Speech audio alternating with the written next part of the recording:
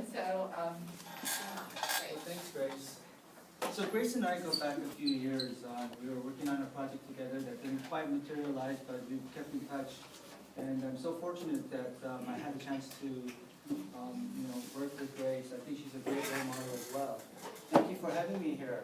So my name is Philip Chow again, and I am a psychotherapist, and I'm also a social worker. As Grace mentioned, I work in the Tenderloin. I work with people who are severely mentally ill, people with schizophrenia, a bipolar disorder, many of whom are addicted to drugs like crack, speed. A lot of them are homeless.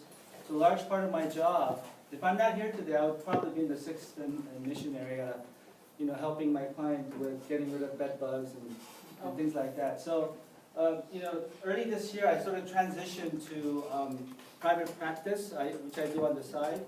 And because I feel like I needed to work with people who are, slightly higher functioning as well, just to balance things out. But as Grace mentioned, I also started off as a lot of Koreans do in the church. I came here when I was 6 years old from Korea. And the first institution that I discovered or came in contact with was the Korean church. So how did I wind up from being a youth pastor, eventually I became a youth pastor at a Southern Baptist Korean church, to becoming a psychotherapist? And so this is the story that I wanted to share with you through a 6-minute slideshow that I put together. I brought my laptop here. And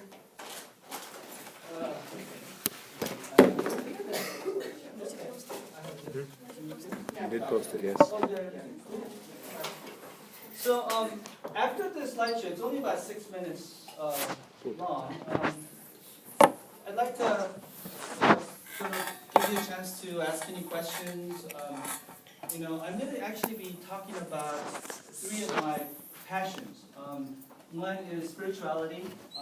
Even though I'm still no longer a minister, I'm very much invested in Christianity, in theology, spirituality. Because I think psychotherapy, which is my second interest, is actually an extension of my interest in spirituality. But then I'm also interested in creativity. So, creativity, spirituality, and psychology are the 3 sort of like sacred, activities that I'm preoccupied with. So I'd love to be able to talk to you about that.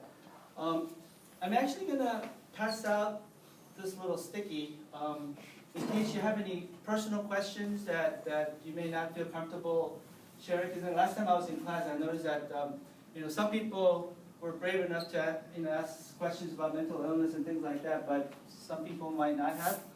So if you have a private question or any kind of question, I would encourage you to write this down as you look at my slideshow, and then I'll pass out the offering plate afterwards, and you can fit them in there. So yeah, if you could just take one and pass it around. So it looks like we're all plugged in. okay. Let's see. Please take notes. This is another online quiz today. Wow, people are going to take quiz.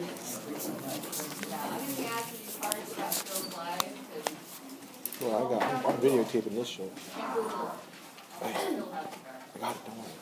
I'm videotaping it. I'm videotaping it, don't worry. Okay, so I'm going to, let's see, I'm going to have to change the settings. Huh? What? Oh, No, I think I'll look at it. It's actually in the settings over shoot. I was thinking maybe I should just videotape it or voice record it. Play.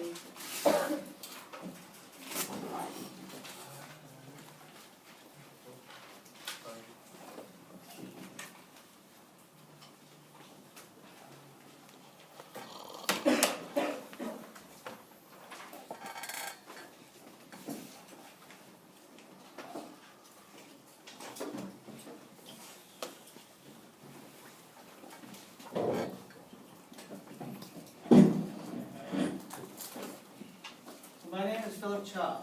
I work near the Tenderloin, South Market area in downtown San Francisco. Some would say that I work in a war zone. In a sense, the Tenderloin area is very much like a war zone. Here you will certainly find trauma, addictions, poverty, and homelessness. As a psychiatric social worker who provides intensive case management services to some of these folks, I often feel like I'm in a combat zone. But that's not always true. I witness more humanity and generosity here than what I often find in other parts of San Francisco. There's some cool things that happen here in the Tenderloin area too, including our clinic. For instance, in 2009, I had the opportunity to organize a film screening at our clinic where we featured a documentary that I produced about mental illness. But more about this later. So I've been wearing this badge for about 10 years now.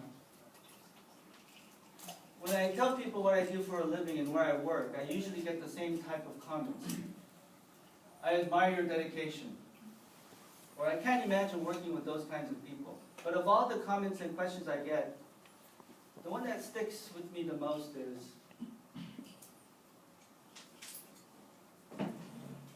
well, this question takes me back to another war zone halfway around the world. Like the Tenderloin, the Korean War, well, so sort of like the Tenderloin, the Korean War came to a ceasefire in 1953, almost 15 years before I was born.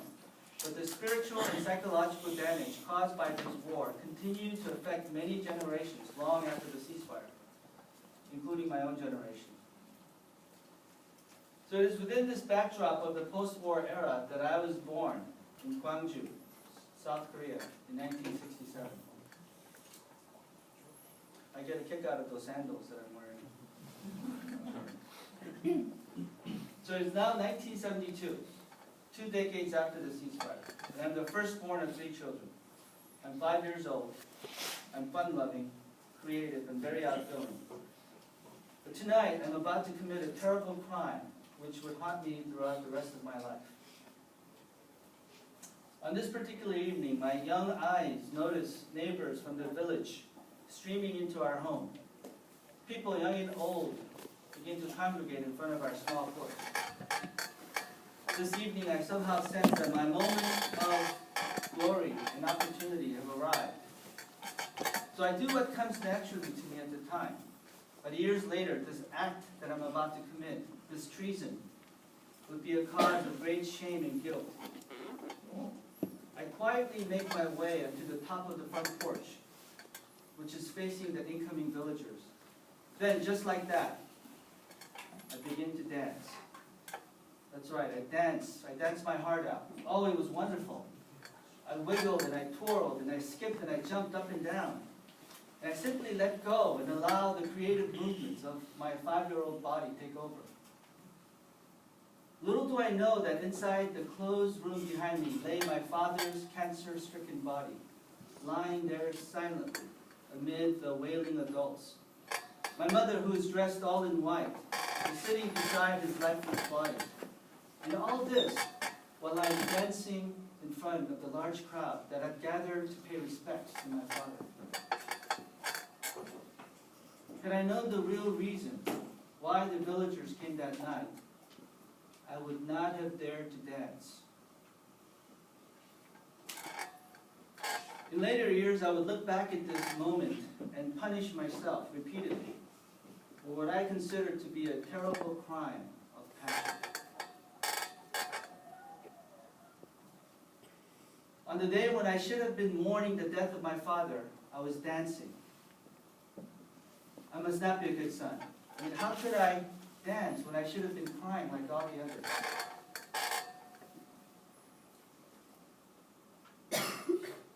And then all of a sudden, my mom, to give us a better chance at life, immediately takes advantage of the recently passed Immigration Act of 1965 to bring us to the United States. And being a nurse at the time, she was legally qualified to immigrate to the United States as part of the global brain drain. So in 1973, we depart for California, and after a brief layover in Honolulu, we land at LAX. And in coming to America, I leave behind my large support system. My beloved grandparents who practically raised me, my uncles and aunts, many of whom were my playmates, storytellers, and care providers. And just like that, they are no longer a part of my life. When I enrolled in Hobart Elementary School as a first grader, my mother has to literally drag me to school. Having to separate from my mom to go to class was an ongoing nightmare for a 6-year-old. Although my mom was a nurse in Korea, she must pass an exam in English to begin work in America, which means for several years without a job, we live on food stamps. And as a 장남, which means firstborn son, I'm considered by my culture to be the man of the house. But this proves to be a burden too much to bear for a 6-year-old. I remember living in Kingsley Apartments. It was an apartment not that different from the hotels you might see in the Tenderloin. All 4 of us were crammed in a single-room studio, and even at a very young age, I remember feeling embarrassed about where we lived. Coming home from elementary school, I would always ask my bus driver to drop me off 1 block away from the apartment because I did not want my peers to know where I lived.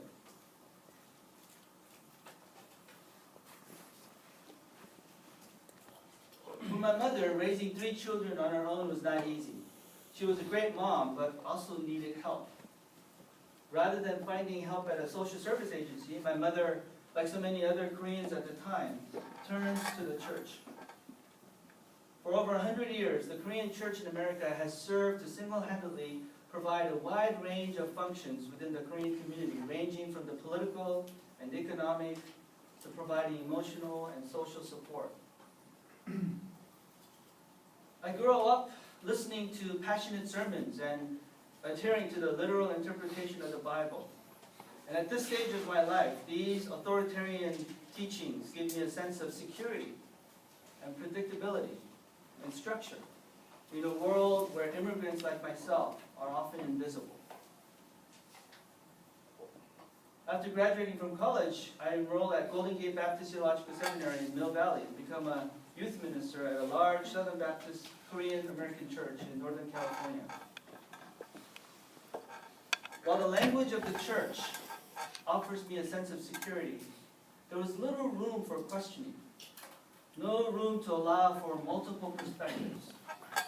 The black and white interpretation of the Bible encourages me to view the world in terms of good versus bad, us versus them, Christians versus non-Christians, Koreans versus non-Koreans. Now this type of thinking alienates me from parts of myself.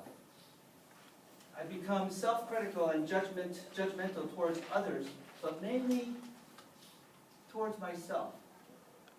And this way of practicing my faith takes its toll, and I eventually burn out as a minister.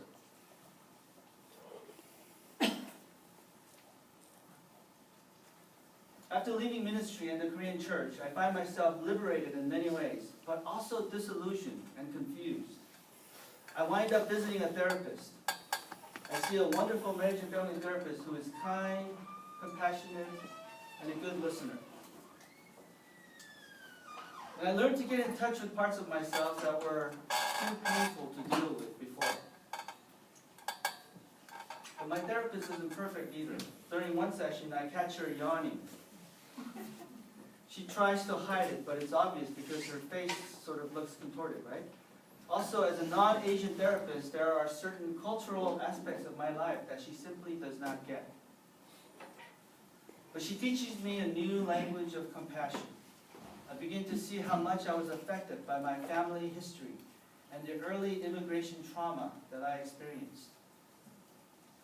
I see how the legacy of the Korean War and the Japanese colonization of Korea, even before that, impacted my parents and their parents, and how some of those traumas were passed on to our generation. I gradually learned to forgive myself for the crime that I committed a long time ago, that night when I danced. Through therapy and a lot of self-compassion, little Phil begins to emerge. emerging from decades of hiding. And I decided to go back to school to become a therapist myself. So after graduating from this school, graduate program in counseling, I become a marriage and family therapist. And I find my current job as a clinical case manager. And I should add that little Phil also convinces me to study filmmaking along the way as well.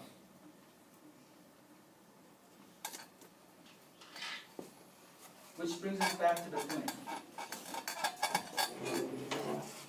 So welcome to our cafe. This is where many of our clients hang out during the day. Here at the clinic, our clients receive individual psychotherapy, group counseling, and participate in other activities such as the art group. Society often sees my patients as people who are crazy or homeless or drug addicts. They have words like lunatics or psychos.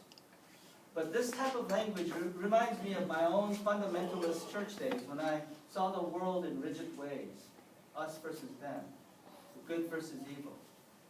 Human beings are far more complex than these labels that we attach to one another. So early in my career, I too saw these individuals through the lens of my own profession. I would simply label them as a schizophrenic or a bipolar, failing to see them as complex human beings that they are, each with their own story. So in 2009, I put my film background to good use and produced a series of short documentaries about our clients that became known as Unheard Voices. And with the help of my friends who are artists, we invited some of the clients in our clinic to tell their unique stories using their own words. And what better venue to premiere our film than in our own clinic? So today is July 9th, the day of our screening. I'm very nervous. Word has spread about the film and people come from at least 5 different counties to watch this film. The place begins to quickly fill up with folks from all walks of life. Among the audience, there is no distinction between the staff, between the patients, doctors, and the public. It is a free public event, and we are all one. The building becomes a sacred space, and it feels like a church gathering. Leah Garchik from the San Francisco Chronicle visits our clinic to view the screening, and she writes a nice little blurb about the event 2 weeks later. While the Unheard Voices documentary is really about our clients, the film echoes my own effort to find my own voice. The villagers have come tonight to watch our performance, and they love the show. Afterwards, during Q&A, I find myself dancing again on the stage. I've now come full circle, from one war zone to another, and I've discovered through my journey that the real battle is not against one another, because we are all one and the same. The real battle is against ignorance, inflexibility, prejudice, and hatred as reflected individually and on the policy level. I wish I could say that my personal and professional forecast for the future is bright and sunny, but I'm reminded of the Buddha, who once stated that life is filled with suffering. Life itself is like a war zone, and we are all in it. But I end my story with a nourishing quote by author Vivian Green, who said that life is not about waiting for the storm to pass. It is about learning to dance in the rain. Thank you.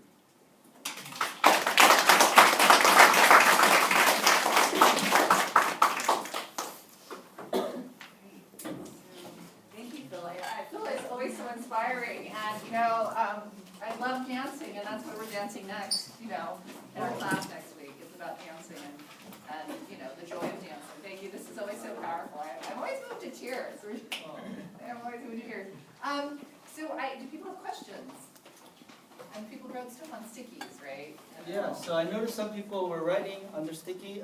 Can I have a volunteer collecting the sticky notes without reading them? And then Tim will collect that would be them. great. Thank you. Oh, here's a question on it, yep. Oh, okay, great. Yeah, without reading the questions, yeah. So while we're doing that, any reactions or questions about the presentation? Yes. How long did it take for your mother to eventually get back into the field? Oh yeah. I would say maybe about 3 years. I can't quite remember because I was only 6. But, I remember like we were kind of struggling and, we had food stamps and things like that. And my mom was like, had to like learn how to make flowers and stuff, flower arrangements and stuff. Yeah. But, if you think back at our childhood, even the terrible times are not that terrible. I mean, they're mixed, right? It's all mixed. So I remember having fun growing up, but then there were also some really, some terrible times too. One of the hardest things for me was like once my mom found a job, she was the only care provider, so she had to go to work, and oftentimes she would work the night shift, and we would like have to be alone, overnight. And I was the changnam, right? I was the oldest, so I had to take care of my younger brother and sister, and I was like 8 years old. And I remember feeling terrified every time the sun would set, like, oh, okay, so we're on our own now. And then my mom, meanwhile, had to make money to put food on the table. So that was our little immigration experience. And a lot of people think coming to America, well, great, pursue the American dream. But I think there's a heavy cost. Some people don't get over it. And so now people are talking about immigration trauma. So immigration, just the whole immigration itself, the experience, can be very traumatic for people. Sort of like getting PTSD, Yes? Did you maintain connections to your family back home in Korea, like your grandparents and your uncles and aunts? Did they eventually come over? Or? Yeah, so because my mom had eventually, became a citizen and all that, and she was a nurse, right? She was exceptional. So the U.S. allowed her to come in. It was part of the global brain drain. You had to be a skilled person to come. And because of my mom, like literally 15 people came on both sides. And my mom's motivation was also like, because we didn't have a dad, we grew up in a conditioned society, right? Very patriarchal, hierarchical, relationships are very important, like especially hierarchical relationships. So I was the firstborn changnam, right? And then I had my father who was a changnam. So I was a changson, which means I'm like the grandson of the firstborn, So it was important for my mom to have males in our home, and I had like 7 uncles and 1 aunt. So she literally invited them just so that I could have role models and I don't have to feel left out and things like that. Yeah. Any other reactions or questions? I got one question here. Yes. I saw that there's an art therapy or you're talking about Yeah. workshop. Can you explain a little bit more about that? Yeah, at our clinic, we have we try to normalize our center, so that it doesn't feel like a clinic. And we have quite a few talented artists in our clinic who hear voices and some of whom are homeless, but they're very talented, and we want to nurture that. And I think that creativity is a natural human right. We all have the ability to be creative. To be human is to be creative. The question is, how much are you nurturing your creativity? And so we have art groups. We celebrate every and any painting that the clients make. But it doesn't have to be perfect. And we display it all around the center. The film that I made, it kind of helped to inspire this kind of a citywide art contest and things like that. So we're seeing more of that in the Department of Public Health. We're encouraging clients to draw pictures. One of these days, Grace, I might bring some of our clients if you want for one of your classes, and maybe we could show the documentary and have the clients talk about their experience. So one of the things that we do is we use the video to train other social workers and other clinicians. And the clients come and they talk about their stories, and afterwards, the clients feel like they're seen. Finally, they're no longer invisible, and it's really fun to watch all these nurses and doctors and social workers swarming towards them afterwards, wanting their little art or just talking to them. They're all of a sudden they're like celebrities, and I think part of me is really thrilled, but part of me feels so sad that it takes a documentary to get people seen, these mentally ill folks, but it's just kind of interesting. So, let me see.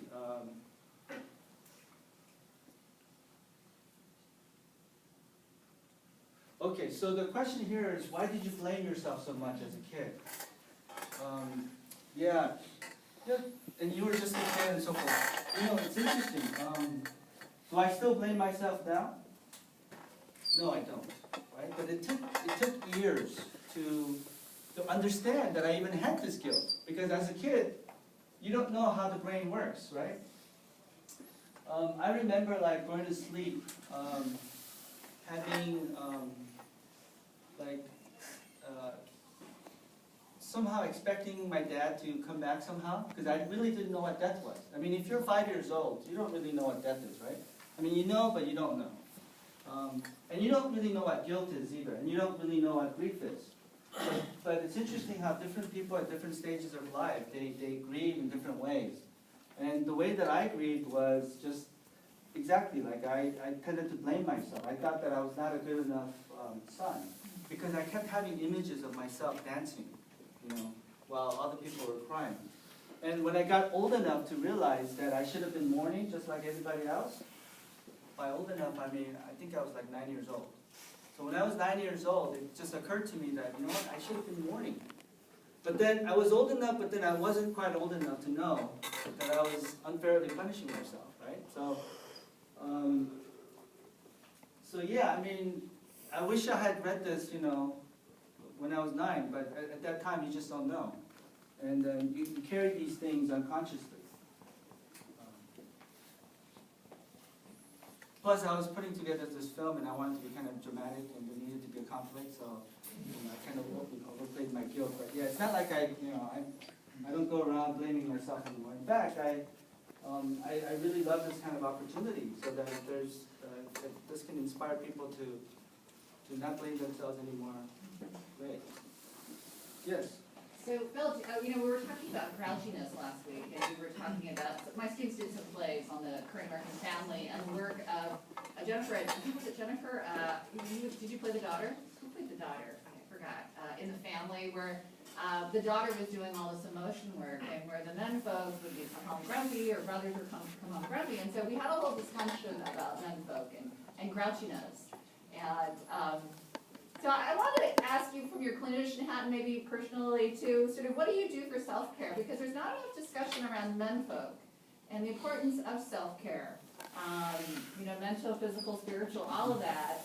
It's almost sort of like menfolk are often unconscious of their own body, right? So give me tips, ideas, or perspectives on that. Well, I think part of the problem in culture in general, but I can speak for like maybe the Korean culture, I think we're still influenced by Confucianism, and which is very patriarchal and hierarchical. It might have been useful at one point, when it came about, but I think that model is it could be very rigid, and so what it does is it ascribes certain roles, gender roles,